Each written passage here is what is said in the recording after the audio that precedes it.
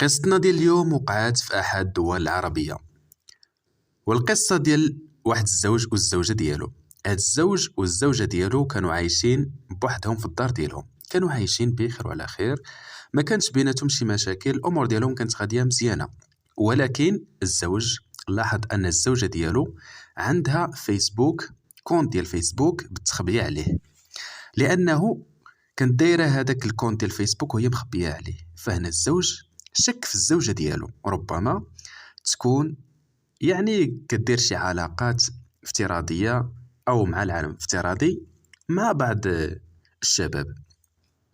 هذا هو الامر اللي غادي يخلي هاد الزوج انه يختبر الزوجه ديالو وبلا ما يواجهها بهذا الامر او يقول لها انك عندك فيسبوك ومع من كتهضري في الفيس.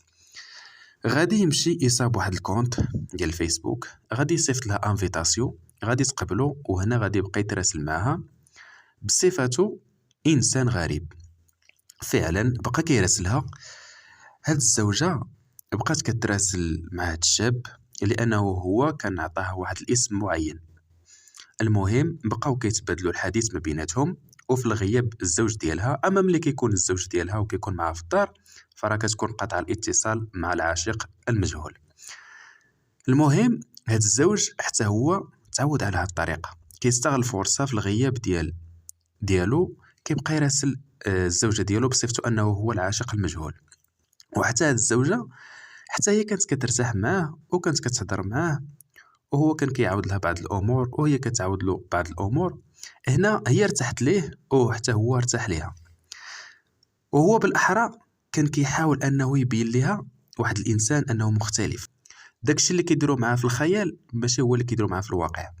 المهم هاد الزوجه ارتاحت لهاد الشاب، بقات كتلقى فيه الحنان اللي ما كتلقاش في الزوج ديالها، وبقات كتسمع منه بعض الكلمات اللي ما كانتش كتسمعهم من الزوج ديالها. هذا هو الامر اللي خلاها انها تزيد تشبت بيه وتبدا كتبادلو حتى هي نفس الاحساس. حتى لواحد النهار هاد العاشق المجهول غادي يقول لها انه هو ارتاح ليها ولقى واحد الانسان مميزه ومختلفه وما كرهش يشوفها مباشره. هنا هاد السيده غادي تعترف ليه انها هي مزوجه وكتعيش مع الزوج ديالها، وحتى هي ما نكرتش انها فعلا ارتحت ليه ولات كتبغيه، وهذا الشيء اللي لقاتو فيه وهذا الحنان اللي لقاتو فيه ما لقاتوش في الزوج ديالها. وهنا غادي تطلب منه بعض الصور ديالو باش تعرف عليه مزيان. فعلا غادي يرسل لها بعض الصور. هذا الزوج اللي هو الزوج الان ديالها اللي هو كيرسلها كما قلنا كعاشق مجهول، مشى للمواقع الانترنت، حمل بعض الصور ديال الشباب اللي هما وسيمين وصور جميله. المهم ارسل لها الصور، وهنا بعد ما شافت هاد الصور ديال واحد الشاب اللي هو وسيم وزوين عجبها، زادت تعلقات به كتار، بدات كتبادلو نفس الاحساس وبقات كتراسل معاه لواحد الفتره اللي هي طويله. من بعد هاد الشاب قال لها واش انت فعلا كتبغيني؟ قالت له قال لها انا راه بغيت نتزوج بك، بغيتك تطلقي من الزوج ديالك باش انني نتزوج بك. وحتى هي وافقات، قالت لي خصني نشوف شي طريقه كيفاش ندير باش نتفارق مع الزوج ديالي وغادي نتزوج بك. ولكن اشنو غندير؟ هنا الزوجه اش غدير؟ هنا غادي تبدا تخلق بعض المشاكل بينها وبين الزوج ديالها حتى انه هو يطلقها.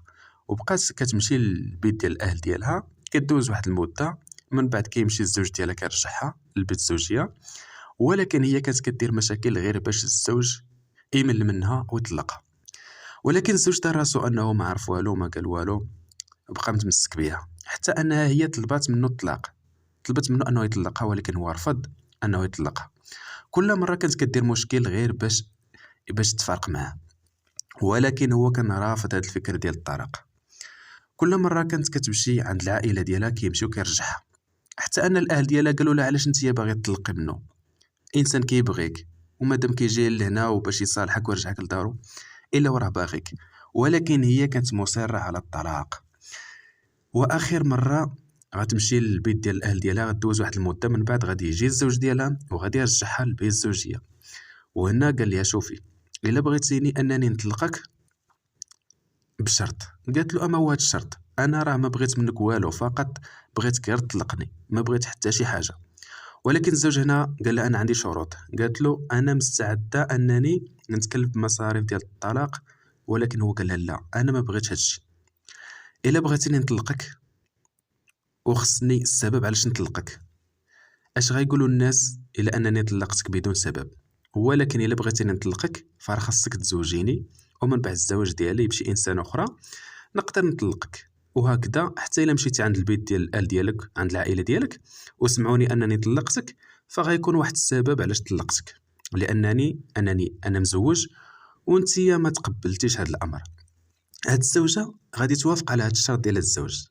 غنقول لها شوفي انتيا اللي غادي تخطبي ليا، انت اللي غتكلفي بالمصاريف ديال الزواج ديالنا حتى نهار تزوج، ومن بعد الزواج ديالي بواحد الاسبوع فراه غادي نتفارقوا انا وياك وغادي نطلقك وبدون مقابل. يعني ما كاينش شي مصاريف لا بالنسبه ليها هي او بالنسبه ليه هو، داك اتفاق كان بيناتهم.